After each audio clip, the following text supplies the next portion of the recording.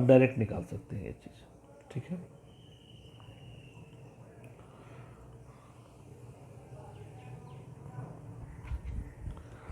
ये एक एप्लीकेशन हो गया, एक पॉइंट से बता ही चुके हैं। अब आइए कुछ चीज़ हम डायरेक्ट लिखने जा रहे हैं। डायरेक्ट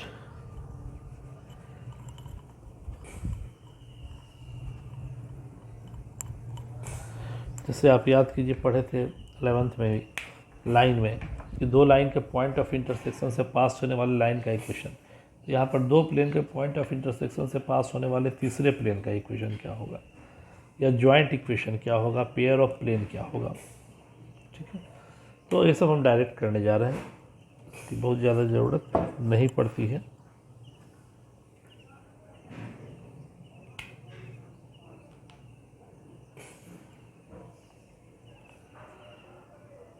तो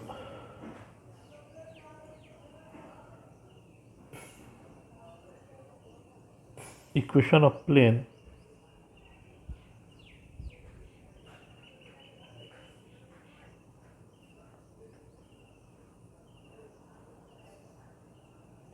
passing through the point of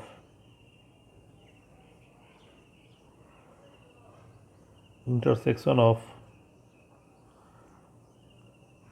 two planes, दो प्लेन है a1x p1y c1z plus d1 बराबर 0 एंड दूसरा है a2x b2y c2z plus d2 बराबर 0 इज, कुछ नहीं करना है, पहला प्लेन ले लीजिए यानी a1x b1y c1z plus d1 plus k into दूसरा प्लेन कर दीजिए, और जो इक्वेशन में दिया होगा, क्वेश्चन में दिया होगा जो डेटा, उस डेटा के थ्रू आप k का वैल्यू निकाल सकते हैं, ठीक है। देखिए एक चीज़ भूल गया, distance between two parallel plane.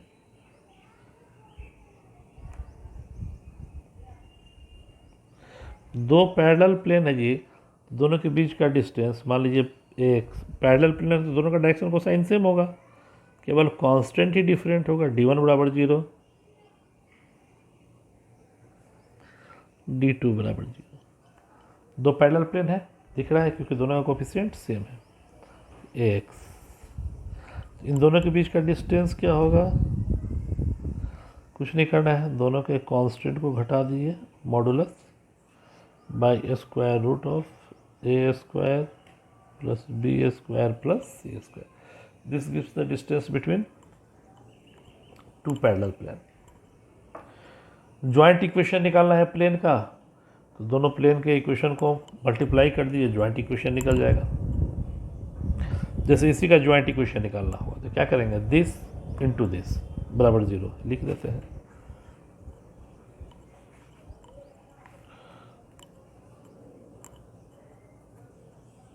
Problem में आएगा ये सब, joint equation of two planes.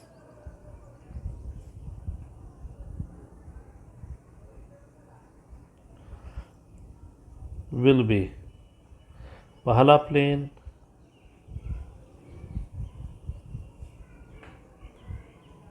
Into दूसरा प्लेन इक्वल 0।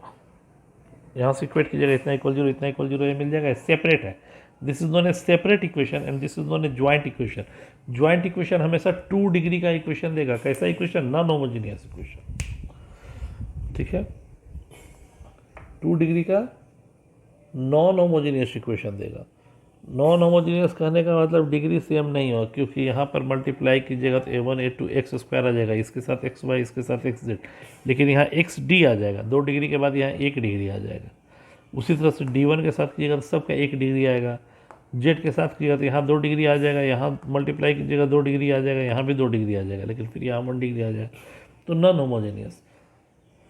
तो यहाँ से पेयर ऑफ प्लेन्स के बारे में थोड़ा अगर देखें, जब से पेयर ऑफ लाइन हम लोग देखते थे, याद कीजिए हमारे पास पेयर ऑफ लाइन होता था x square 2h x y b y square 2gx 2fy plus c बराबर 0। इतना इक्वल खाली जीरो रहता तब कहते थे होमोजीनियस इक्वेशन है, अदरवाइज ये नॉन होमोजीनियस। क्यों? डिग्री यहाँ दो, एक दो, यहाँ दो, लेकिन यहाँ डिग्री 1 है, यहाँ डिग्री 1 है, ये कांस्टेंट है, कुछ जुटा हुआ है, यानी हर एक जगह डिग्री सेम नहीं है, इसलिए नॉन होमोजीनियस इक्वेशन है। ये नॉन होमोजीनियस 2 डिग्री का है। ये पेयर ऑफ लाइन देता था, पेयर ऑफ लाइन देता था तो किसी खास कंडीशन में देता था। कब देता था? For pair of lines a B C minus 2fgh minus AF square minus BG square minus CH square 0 होता था। तब ये जो लाइन था आपका वो देता था इक्वेशन पेयर ऑफ लाइन का। उसी तरह से पेयर ऑफ प्लेन का इक्वेशन क्या हो सकता है? तो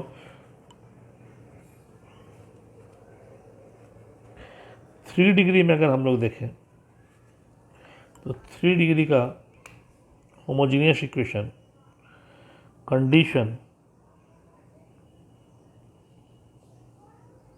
that the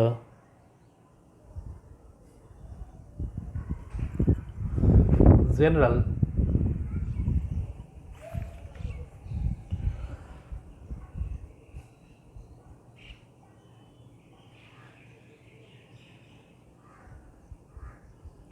होमोजीनियस इक्वेशन, ध्यान दीजिएगा, x square BY square CZ square 2 degree हो गया, प्लस f के साथ FGH, तो FX से स्टार्ट हुआ भूल जाइए, FYZ,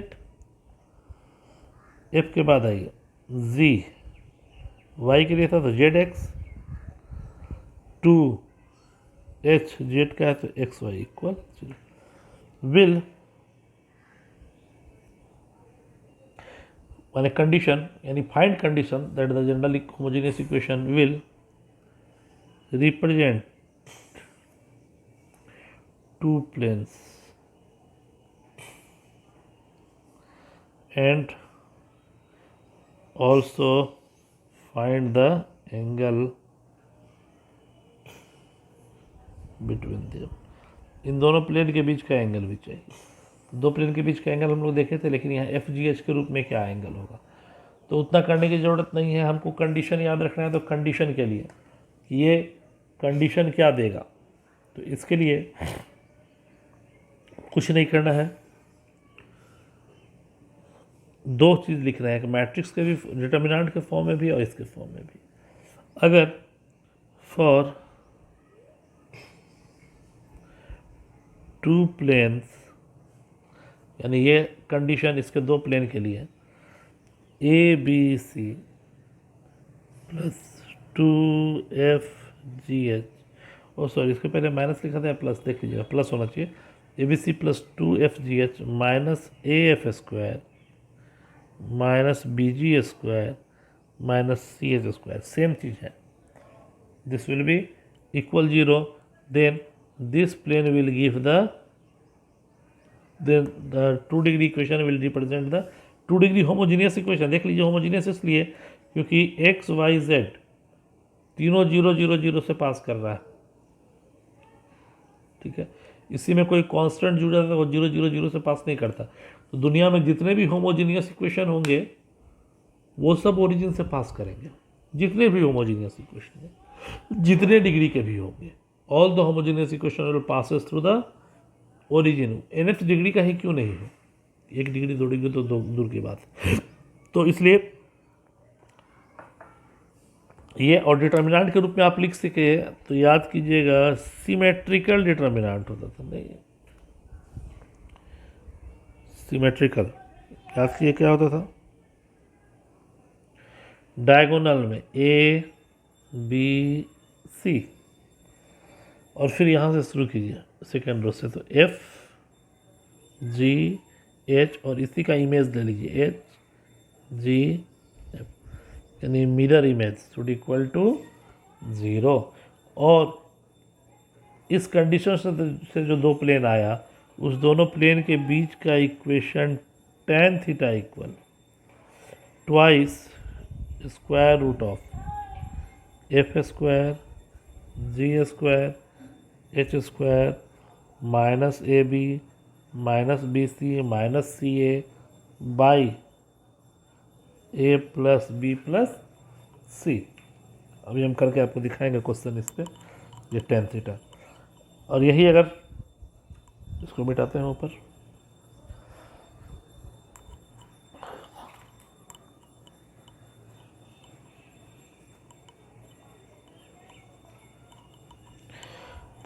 for perpendicular theta will be your pi by 2, तो pi by two tan pi by two infinite 1/0 यानी A plus B plus C बराबर 0।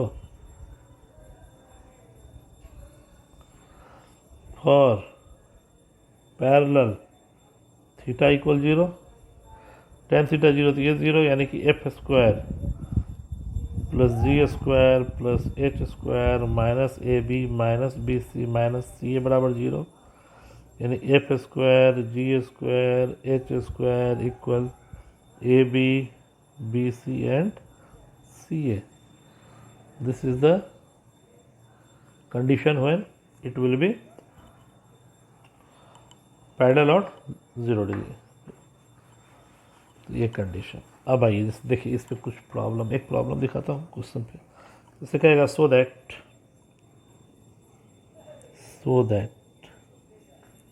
3 4 5 लेते हैं, 3x square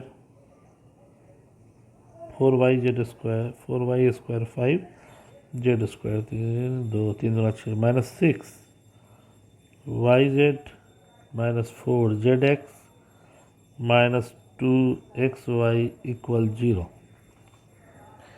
represents a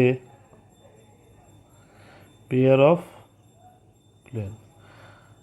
Also find angle between them. Find angle between, compare कीजिए पहले से, तो ए x square तो ए हो गया 3, बी वाई स्क्वायर तो बी का मान हो गया 4, सी जेड स्क्वायर हो गया 5, नहीं 2f, वाई जेड का कोफिशिएंट 2f था, 2f की जगह -6 है, f हो गया -3, f के बाद जी 2g है -4, g विल बी और -3, 2h है -2, h विल बी और -1। यही ना सब चाहिए था। फॉर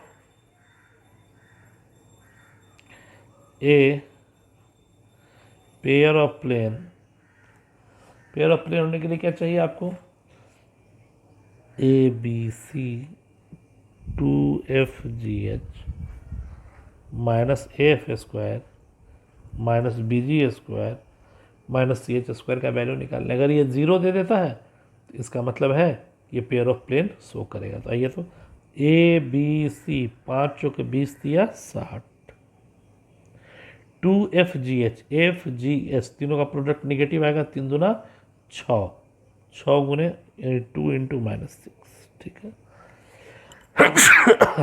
माइनस एफ स्क्वायर तो निगेटिव का स्क्वायर पॉजिटिव, 3 तिया 9 तिया 27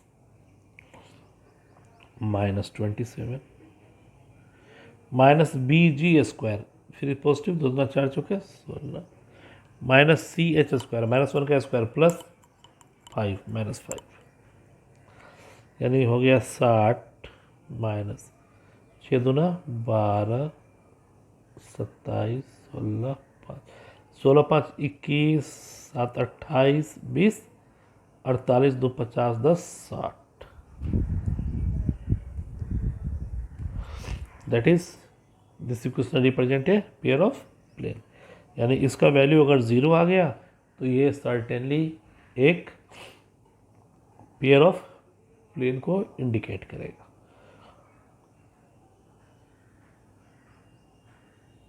ठीक, अब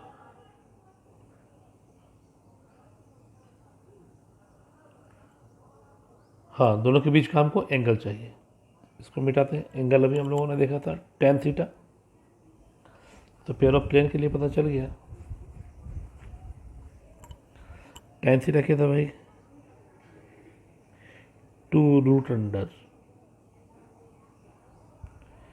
एफ जी एच, यानी F square G square H square minus A B minus B C minus C A by A plus B plus C. ये हो गया 2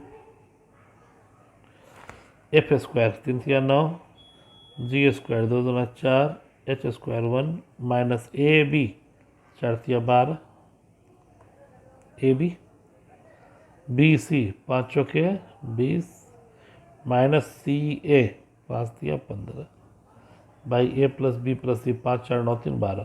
तो एंगल नहीं निकल सकता इसके बीच का। क्यों नहीं निकल सकता? क्योंकि स्क्वायर रूट निगेटिव आ जाएगा और स्क्वायर रूट निगेटिव नहीं होना चाहिए। For real angle the theta should not be negative. चूँकि 9×4=13=1 14, ये 2 निगेटिव वैल्यू आ जा रहा है बाई 12। अपने मन से लिखे थे क्वेश्चन, इसलिए ऐसा हुआ। तो इसके बीच का एंगल नहीं निकाला जा सकता चूँकि ये इमेजनरी आ जा रहा है, यानी प्लेन इमेजनरी दोनों के बीच का एंगल अगर है तो एंगल कुछ न कुछ वैल्यूड होना चाहिए। जो एंगल हो वो एंगल डिफाइंड एंगल हो, बट ये अनडिफाइंड एंगल आ रहा है तो दोनों के बीच का एंगल फाइंड आउट नहीं किया जा सकता। ठीक है, तो ये था आपका यहाँ तक। अब इसके बाद वाले सेशन में देखते हैं फिर।